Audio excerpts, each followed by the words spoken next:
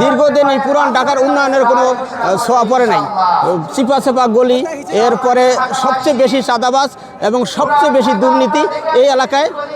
দীর্ঘ ৩৫ বছর যাবৎ আমি এই এলাকায় কোনো উন্নয়নের ছোঁয়া দেখি নাই। আমরা দীর্ঘদিন যাবৎ বিভিন্ন লাঞ্ছনায়, চাঁদাবাজ এবং আমরা যে ছোটোখাটো ব্যবসা করি রাস্তাঘাটে আমাদের চাঁদা দিতে হয়। এই চাঁদা মুক্ত দেশ তিনি করবেন এবং আমরা যে চিকিৎসা আমরা স্বাস্থ্য সেবাটা পাই না।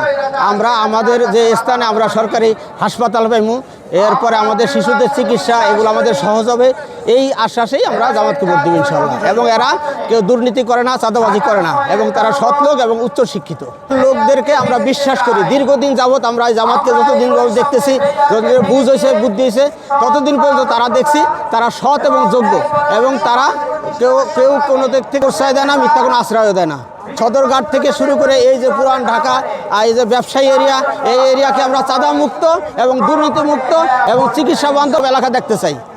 জামাতে যে লোকগুলি আছে এই লোক নিবেদিত, এরা এই এলাকার একদম মাদক মুক্ত করতে পারবে এই বিশ্বাস আমার আছে। প্রথম কাজে মাদক মুক্ত করা, শিক্ষা বান্ধব এরিয়া তৈরি করা, চিকিৎসা বান্ধব করা এবং এই এলাকায় যে বিশ্ববিদ্যালয়ের ছাত্ররা থাকে তাদের নিরাপত্তা দেওয়া, এটা আমি আশা করি।